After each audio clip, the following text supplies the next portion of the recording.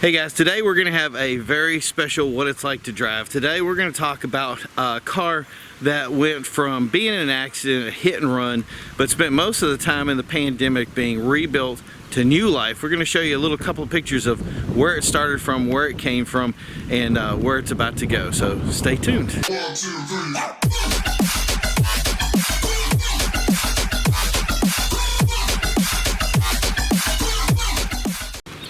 So what you guys are about to see here is a 1979 Oldsmobile Cutless Supreme. Now you're going to see this car and think, wow, it looks really nice, and it does. Oh great, we set the alarm off. So you're probably looking at this and thinking how nice it looks, and it does, it looks really good.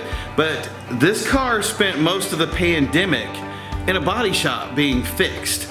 And the reason is because it was the victim of a hit and run. And now, got brought back to life. So July 2019, this car was coming back from a typical car show, which is what it does. And when it came back, it was the victim of a hit and run. So the owner of this car, Eric, had the car. It was a little hot for the day, so he didn't want to drive it. He had his dad, Eddie, driving it, and Eddie was driving along, and all of a sudden the car decided they were going to pass Eric, and then they decided to pass Eddie, and they were not successful in that pass and hit the vehicle right here.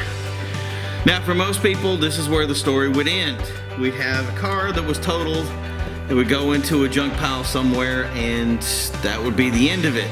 But these guys took this car, they took it from nothing, built it back up, rebuilt the car, fixed all the things to it, did some additions to it, and then repainted the car so that it looks as pristine as it does today. So 2019 from 2020, they never actually found the guy that actually hit them, and then it went to repairing the vehicle. So basically all of 2020, this vehicle sat in a repair shop getting all its work done, and it just came out pretty much the same time the end of the pandemic happened. So this is what we see today, and I have to say, this thing looks beautiful. So the only thing left to do right now is to see how it drives.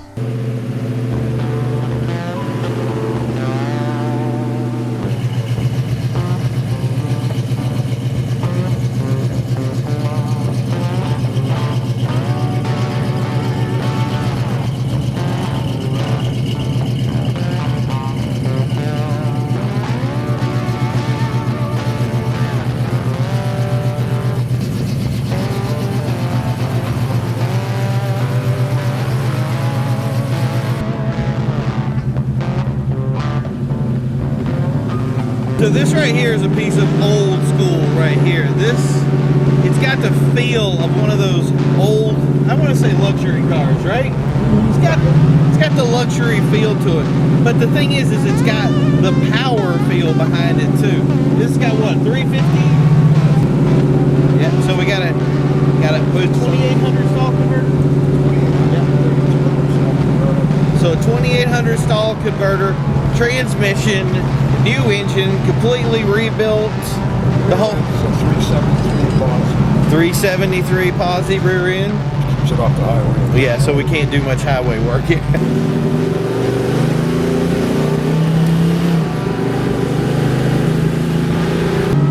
So one of the big problems we're going to have here is probably hearing us. And why? Because it's loud. But we hear like loud, so loud is good. But that's the thing, is it's such a relaxing ride, but it just, when it wants to go, it's got a lot of get up and go. It's got a lot of pick up and kick. So yeah, it is a fun drive. And to think that this car started off, it was, what is it, 2 years ago, it was basically a wreck.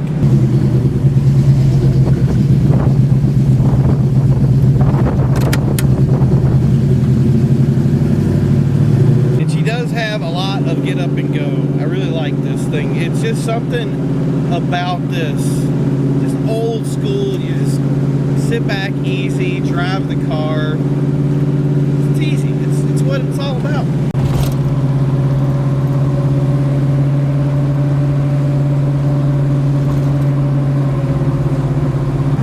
So yes, this car is taken to the track.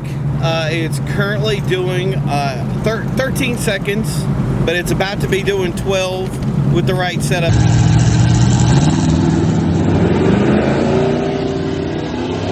But I'm sure this is easily, I'd say a 12.5 car or better.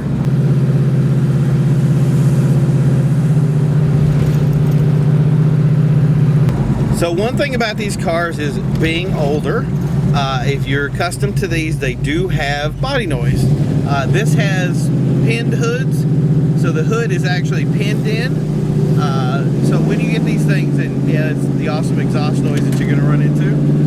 But like I said, with these older cars, you're going to hear certain things creak and snap and pop and stuff like that, but it's totally normal. You get used to it.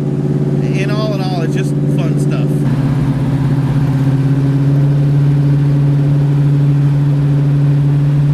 One thing that really jumps up to me about this car is that it really is a cruiser. It's the kind of car, other than it's not really geared to do the highway stuff, doing back roads and getting out here just driving, it's perfect for it. And what it really goes, what was that?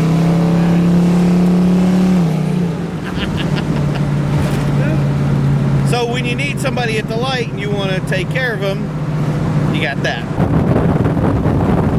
So yeah, that being said, I really give this car very high marks for a car that not only went through the damage that it went to be rebuilt to become this.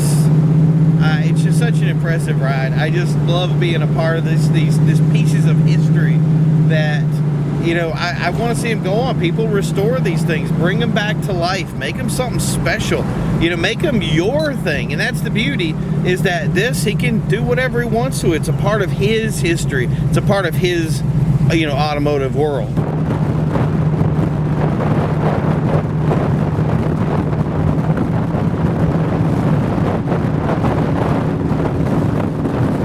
No, Dad, I want something old. Okay. We started looking and we found this, and that's it. Just kind of fell into place. Yeah, I kind of like it. Yeah.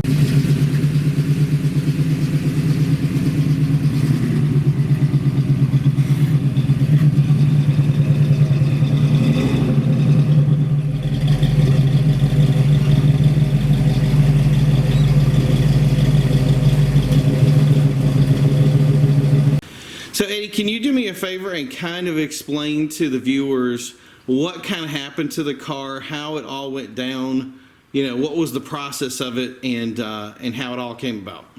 As far as the accident goes, the car was, number one, hard to find parts for. We struggled with that a little bit. Ended up finding a complete nose from another vehicle. Went from there, ended up getting fiberglass bumpers. The frame was rotted, we fixed the frame. The frame was bent in the front a little bit, they fixed that. Eric didn't want to get rid of the car because it's a classic. It's an antique. It's older than him. And he wanted to keep it, and we fixed it, and he paid the difference, and that's where the car is right now. He spent a lot of money in engine work and transmission, so it was worth keeping. And it's his toy. It's what he likes. I'm glad it's where it is. And does the car have any family history? Not with us, but it was owned by a family with 3 sons, and all 3 kids went through this car, and everyone did different things to it.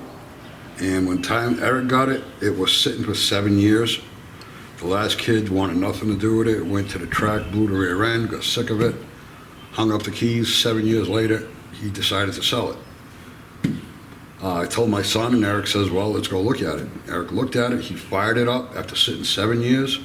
I didn't think it was going to start. He pumped the gas like 7 times, blew a little gas down the carburetor, and it fired up.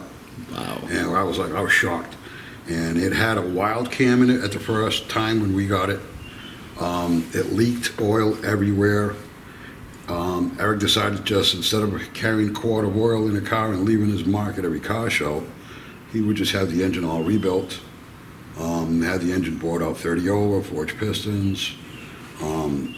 It's ready, you know, it's all resealed. It doesn't leak any oil now, and that's perfect, you know.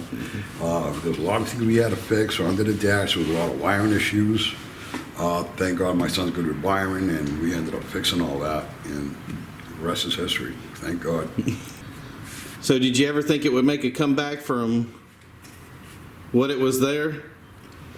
I had faith in the body shop that was doing the work. The process did take longer than we expected. But again, due to the fact of trying to find parts, that was the biggest issue. Yeah.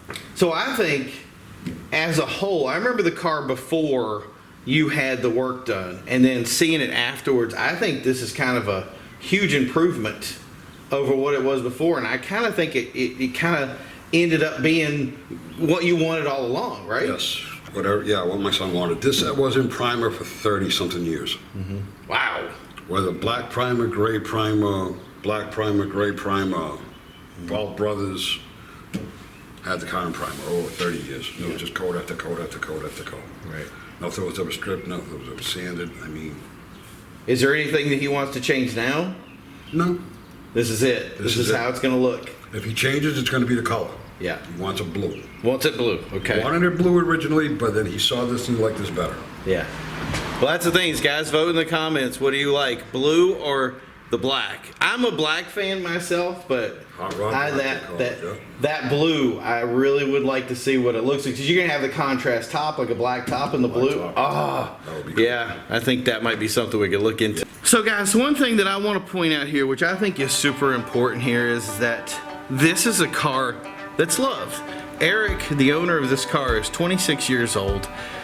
He put a lot of love into this, brought the car back from the void that it came from, and regrew it to what it is now. And the thing that I need to stress to people is that it doesn't have to have matching numbers. It doesn't have to have all the stuff that people tell you about it. It just has to be your passion. And cars like this, you can take a car like this. I mean, you look at the pictures, you would have thought it was totaled, but this was a car that they pulled back from the grave, made it their project, made it something special, and built them something that they're going to have probably for the rest of their lives. It's going to be handed down generation after generation, and is going to withstand the test of time. So I don't want people to see these. Normally we go over what the cost of this stuff is and all the other things to it, what it's like to drive. It's easy to know. This car drives great. It does exactly what it needs to. It's easy to maintain older vehicles like this. Even though it's hard to find parts on it, part of that is part of the fun of owning something old and awesome that is part of a quest, whatever it is, a walkabout, if you will, as the Australians would say. You have to have that moment in your life where you fight a battle that's bigger than you are. And if that's your car, then make that your battle. So that's it, guys. I hope you guys love this. It's something we're going to do different. We are going to go back to kind of our old format when we go back, but for this had a great story, and I wanted to be able to share it with you guys. I hope you like it, and yeah, well, thanks for Eddie for going over doing the interview with us. Thanks Eric for letting us take a look at the car. That's the thing is like I said, they never found the guy that sideswiped the car, and to this day, and they've gone on and went on to do something great with it. So thank you guys for tuning in. Don't forget to check out these other videos. We're going to continue to bring you stuff. We got a big one coming up next on what it's like to drive. You won't want to miss it, so click on it and we will talk to you then. You guys, don't forget to drive.